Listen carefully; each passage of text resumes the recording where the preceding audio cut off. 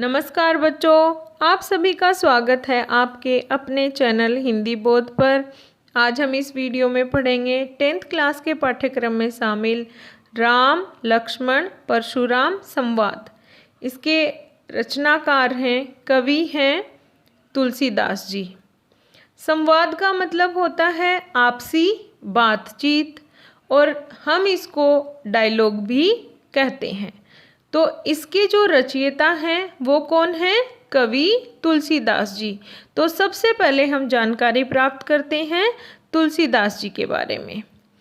तो चलिए हम जानते हैं हमारे कवि तुलसीदास जी का जीवन परिचय। तुलसीदास जी का जन्म उत्तर प्रदेश के राजापुर गांव में 1532 ईस्वी में हुआ। इनके बचपन का नाम राम बोला था। ये भक्ति काल के राम भक्त शाखा के कवि थे। हिंदी साहित्य को 4 भागों में विभाजित किया गया है, 4 पार्ट्स में डिवाइड किया गया है, जिसमें सबसे पहले आता है आदिकाल, दूसरा भक्ति काल, तीसरा रीतिकाल और चौथा आता है आधुनिक काल। तो तुलसीदास जी किस काल के कवि हैं? भक्ति काल के। और भक्ति काल में वो राम की भक्ति करते हैं और राम की भक्ति से संबंधित ही उन्होंने अपना जो कविताएं हैं वो लिखी हैं। और इनकी जो रचनाएं हैं वो कितनी मानी गई हैं? 12 मानी गई हैं, 12। तुलसीदास जी मानव मूल्यों के उपासक कवि हैं। रामचरितमानस कवि की अनन्य राम भक्ति और उनके सृजनात्मक कौशल का मनोरम उदाहरण है। रामचरितमानस जो इनकी रचना है वो सबसे प्रसिद्ध रचना है इनकी और ये महाकाव्य है। तो ये इनकी राम भक्ति, राम के प्रति जो इनकी भक्ति है उसका सबसे बड़ा एग्जाम्पल है, उदाहरण है। उनकी अन्य महत्वपूर्ण रचनाएं हैं कवितावली, गीतावली, दोहावली, विनय पत्रिका और कृष्ण गीतावली। और जब इनकी मृत्यु हुई तो उनकी मृत्यु की प्रमाणिकता कहाँ पर हुई? उसके लिए एक दोहा प्रसिद्ध है। संवत 16 से 80 गंग के तीर, श्रावण शुक्ला सप्तमी तुलसी तजो शरीर। अर्थात तुलसीदास जी की मृत्यु 1623 ईस्वी में हुई। इनकी रचनाओं के माध्यम से आज भी हम उन्हें याद करते हैं। आगे हम जानेंगे हमारे पाठ के बारे में। तो पाठ में राम, लक्ष्मण और परशुराम जी की जो बात होती हैं वो इस पाठ में दी गई हैं। तो चलिए हम जानकारी प्राप्त करते हैं। प्रस्तुत संवाद रामचरितमानस के बाल कांड से लिया गया है। रामचरितमानस एक महाकाव्य है जिसकी रचना अवधी भाषा में की गई। अब देखिए अवधी भाषा, अवधी मतलब अवध, अयोध्या। तो अयोध्या के जो आसपास का क्षेत्र है, आसपास का जो एरिया है, वहाँ पर जो बोली बोली जाती है वो कौन सी है? अवधी। तो आज भी उत्तर प्रदेश में लखनऊ, बहराइच, सुल्तानपुर और रायबरेली, इन पर अवधी भाषा बोली जाती है। और राम कहाँ के राजा थे? अयोध्या के। तो यहाँ पर ये जो अवधी भाषा है उसी में रामचरितमानस की रचना की गई है। रामचरितमानस में 7 कांड थे। जैसा आपने यहाँ देखा बाल कांड, ऐसे ही 7 कांड हुए हैं रामचरितमानस में। रामचरितमानस की रचना, उनको टाइम कितना लगा लिखने में? 2 वर्ष 7 माह लगे उनको। प्रस्तुत अंश में ये जो कविता या जो संवाद यहाँ पर दिया गया है उसकी पृष्ठभूमि क्या है वो यहाँ पर बताया गया है। प्रस्तुत अंश में सीता स्वयंवर में जब राम शिव का धनुष तोड़ देते हैं उस समय परशुराम क्रोधित हो जाते हैं। इसी संबंध में राम, लक्ष्मण और परशुराम के बीच जो बातचीत होती है वो यहाँ पर दी हुई है। परशुराम के क्रोध भरे वाक्यों का उत्तर लक्ष्मण व्यंग्य वचनों से देते हैं और उसी व्यंग्य वचनों की जो विशेषता है वो लक्ष्मण की वीरता और व्यंग्योक्ति जो है वो यहाँ पर इम्पोर्टेंट है। तो देखिए यहाँ पर बताया सीता जी राजा जनक की पुत्री थी और राजा जनक के यहाँ भगवान शिव का धनुष था और उसका शिव धनुष का नाम था पिनाक।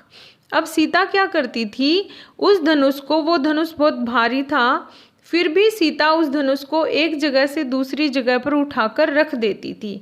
अब राजा जनक ने कहा कि जो व्यक्ति शिव के इस धनुष पर प्रत्यंचा चढ़ाएगा, मैं उसी के साथ मेरी बेटी की शादी करूँगा। तो इसलिए सीता का स्वयंवर हुआ, जिसमें लक्ष्मण और भगवान राम आते हैं। और उस समय जब राम शिव के धनुष पर प्रत्यंचा चढ़ा रहे थे, तब वो धनुष टूट गया। और धनुष टूटने से परशुराम जी क्रोधित हो जाते हैं, क्योंकि वो शिव के बहुत बड़े भक्त थे। तो उनका क्रोध, और यहाँ पर राम ये कहते हैं कि उनकी तो कोई गलती ही नहीं थी, और लक्ष्मण, इनकी जो आपसी बातचीत है वो यहाँ पर दी गई है। तो चलिए हम शुरू करते हैं। पहले मैं इसको पूरा पढ़ के आपको बताती हूँ, फिर शब्दार्थ हम जानेंगे, फिर भावार्थ। नाथ शंभु धनु भंज निहारा, होए केहु एक दास तुम्हारा। आये सुकाह कहिए किन मोही, सुनी रिसाए बोले मुनि कोही। सेवकु सो जो करे सेवकाई, अरि करनी करि करिए लराई। सुनहु राम जेहि शिव धनु तोरा, सहस बाहु सम सो रिपु मोरा। सो बिल गाय बिघाई समाजा, न तमारे जे ही सब राजा। सुनि मुनि बचन लखन मुसुकाए, बोले परशुधर ही अवमाने। बहु धनु ही तोरी लरिकाई, कबहु न असिर सकीन्हि गोसाई। एहि धनु पर ममता के ही हेतु, सुनि रिसाई कह भृग कुल केतु। रे नृप बालक काल बस, बोलत तो ही न संभार। धनु ही सम त्रिपुरारी धिनु, विदत सकल संसार। अब हम जानेंगे शब्दार्थ और भावार्थ। तो यहाँ पर हम पहली लाइन का शब्दार्थ देखेंगे और फिर उसका भावार्थ। नाथ मतलब स्वामी, ईश्वर। शंभु धनु, शंभु मतलब शिव, धनु धनुष। भंजनिहारा तोड़ने वाला, हो ही होगा, केऊ कोई, एक, दास तुम्हारा। दास मतलब सेवक आपका, तुम्हारा मतलब आपका।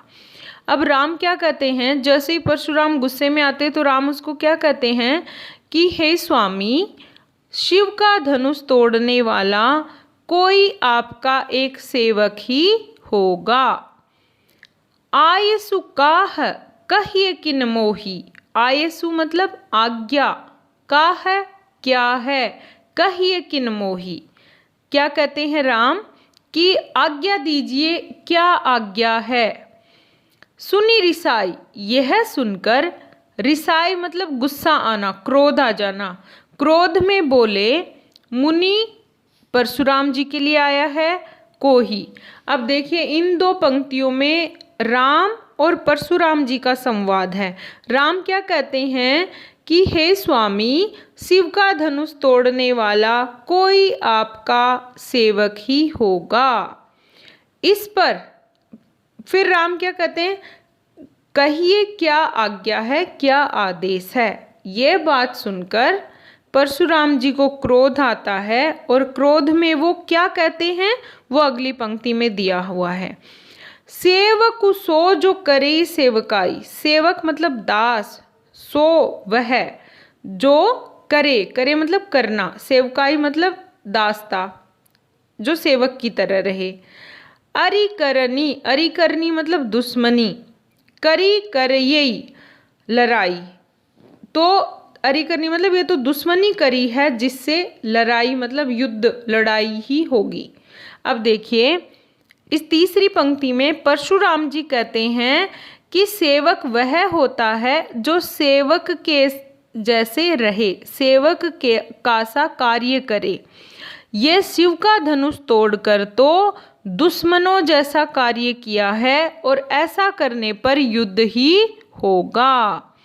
सुनहु राम जेहि शिव धनु तोरा। और आगे क्या कहते हैं, सुनहु मतलब सुनो, हे राम सुनो, जेहि जिसने शिव धनु, शिव जी का धनुष तोड़ा, तोड़ा है। सहस बाहु सम सो रिपु मेरा। यहाँ पे सहस्बाहु एक व्यक्ति, एक राजा थे जो ब्राह्मण थे, और इसकी एक कहानी है वो मैं आपको बताती हूँ। सहस्बाहु आते हैं अपनी सेना की टुकड़ी के साथ जमदग्नि ऋषि के आश्रम में। जमदग्नि कौन है? परशुराम जी के पिता। अब जब वो सहस्बाहु जब आते हैं आश्रम में, तब वहाँ पर परशुराम जी नहीं होते हैं, और जब राजा वहाँ पर आए तो ऋषि जमदग्नि ने खूब उनकी सेवा की, और उनके पास एक गाय थी कामधेनु। तो सहस्बाहु ने कहा कि आपने यहाँ पर वन में रहते हुए भी इतनी अच्छी हमारी सेवा की। तो उनको कहा ऋषि ने कि कामधेनु गाय की वजह से ऐसा हुआ है। कामधेनु का मतलब यहाँ पर है कि जो भी इच्छा कोई करता है वैसी ही वो उनकी विश इच्छा पूरी हो जाती थी। तो सहस्बाहु ने कहा कि ये गाय हमें दे दीजिए, तो जमदग्नि ने मना कर दिया। तो सहस्बाहु उस गाय को अपहरण करके ले गए, किडनैप करके ले गए। जैसे ही परशुराम आए आश्रम में तो उनको बताया, तो ये क्रोधित हो गए और गुस्से में गए और सहस्बाहु को मार दिया। यहाँ सहस्बाहु का मतलब है बहुत सारी भुजाएं, जिसकी बहुत ज़्यादा भुजा होती हैं, और इन्होंने भी आराधना और पूजा करके ये ऐसा वरदान प्राप्त कर लिया था कि इनको बहुत सारी भुजाएं, बाहें थी। तो ये थी स्टोरी सहस्बाहु की।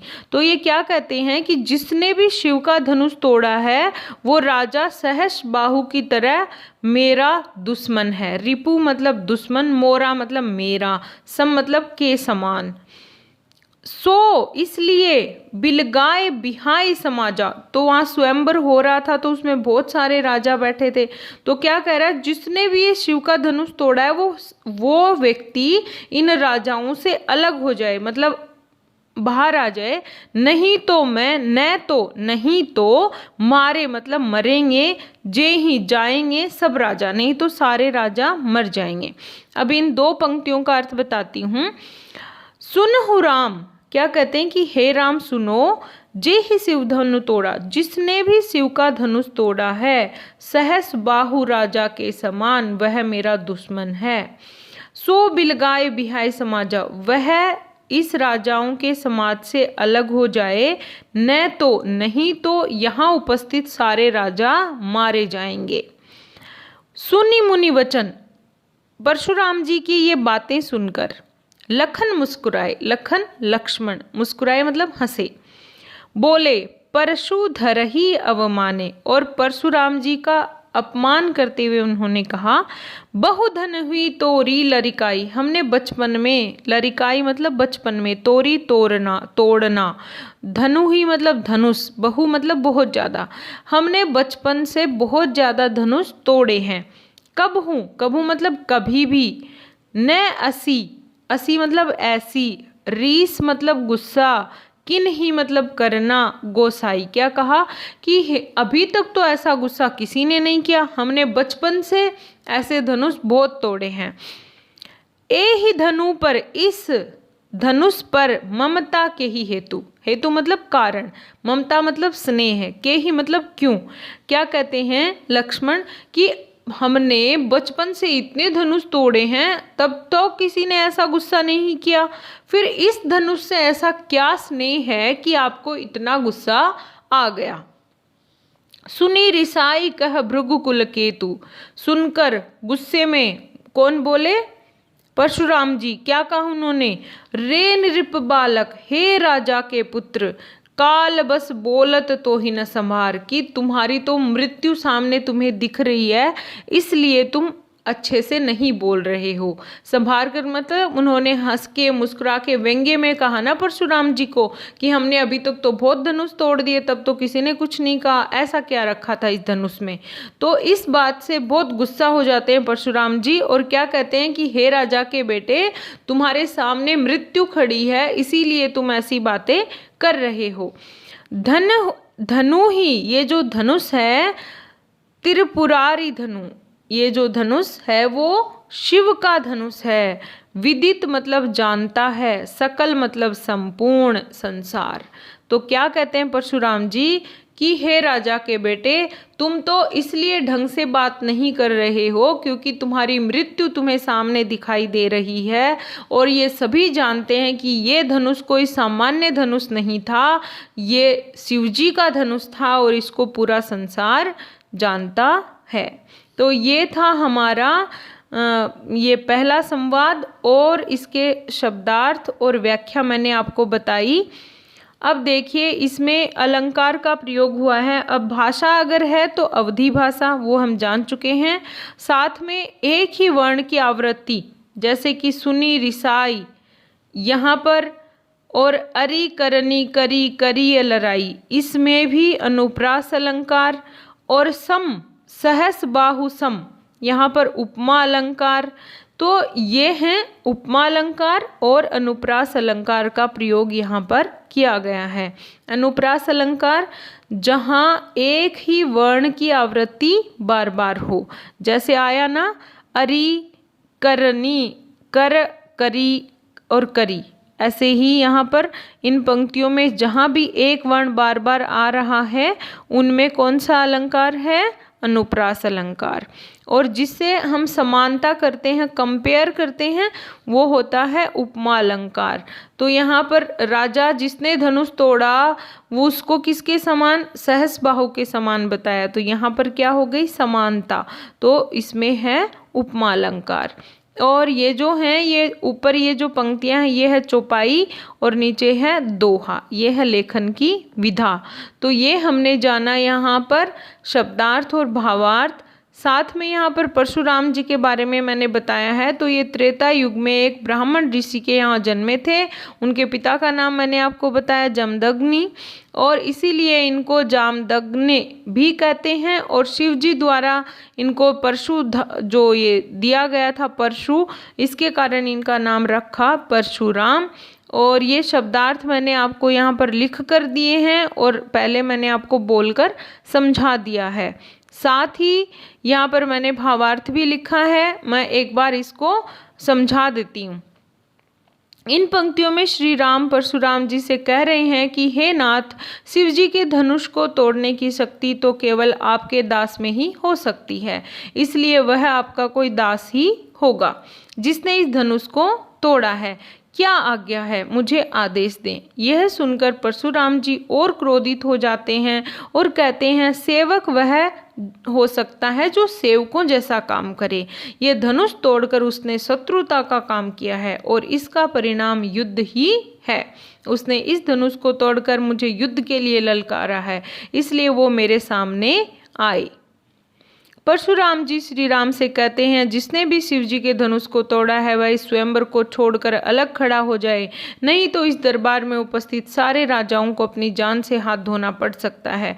परशुराम के क्रोध से भरे स्वर को सुनकर लक्ष्मण उनका मजाक उड़ाते हुए कहते हैं कि हे मुनिवर, हम बचपन में खेल खेल में ऐसे कई धनुष तोड़ चुके हैं, तब तो आप क्रोधित नहीं हुए, परंतु ये धनुष आपको इतना प्रिय क्यों है जो इसके टूट जाने पर आप इतना क्रोधित हो उठे हैं और जिसने ये धनुष तोड़ा उससे युद्ध करने के लिए तैयार हो गए।